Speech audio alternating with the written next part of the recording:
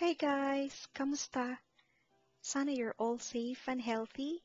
Alam ko halos lahat nasa bahay lang, hindi makalabas dahil sa COVID-19.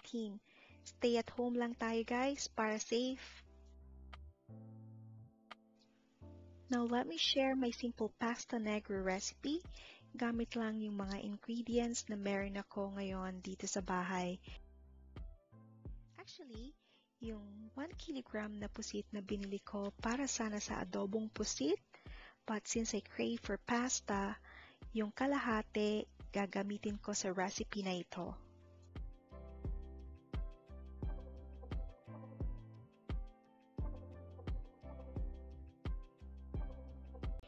Kakailanganin natin ang sumusunod na sangkap. 500 grams spaghetti, 500 grams pusit. Kailangan din natin ng 2 kutsaritang asin, paminta, 6 cloves garlic, at small onion.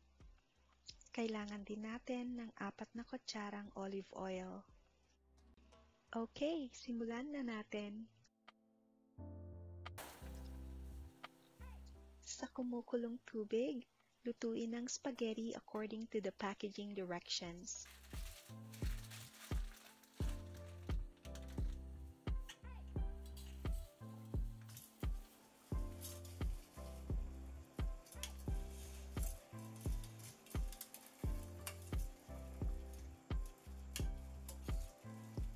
At habang pinakukuluan yung noodles, gawin na natin yung sauce.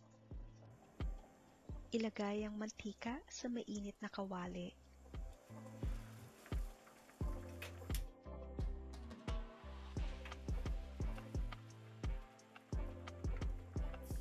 Pagkatapos, igisa na ang bawang at sibuyas.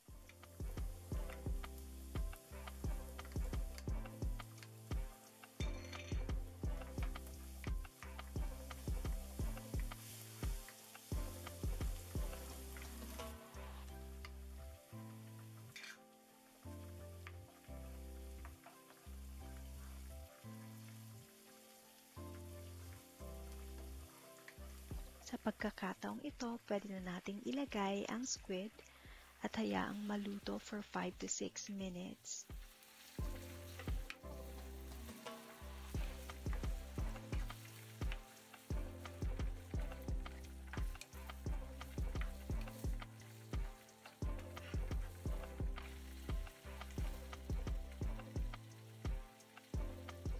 Ilagay na natin ang mga pampalasa.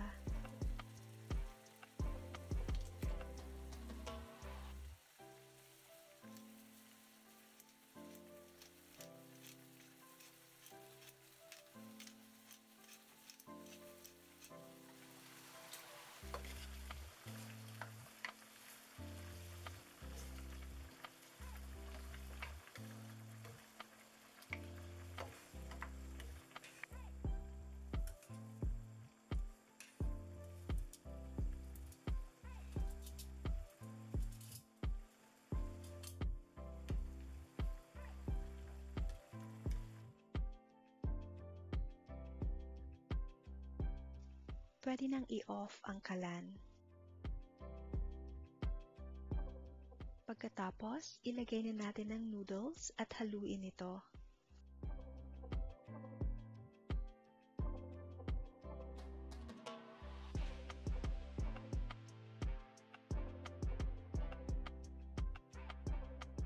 Pwede niyong dagdagan ng olive oil or salt and pepper, depende sa inyong panlasa.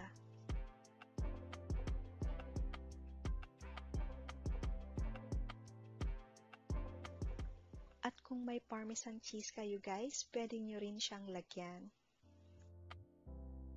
Sana itry nyo itong recipe na ito guys at sana magustuhan nyo. Happy eating guys!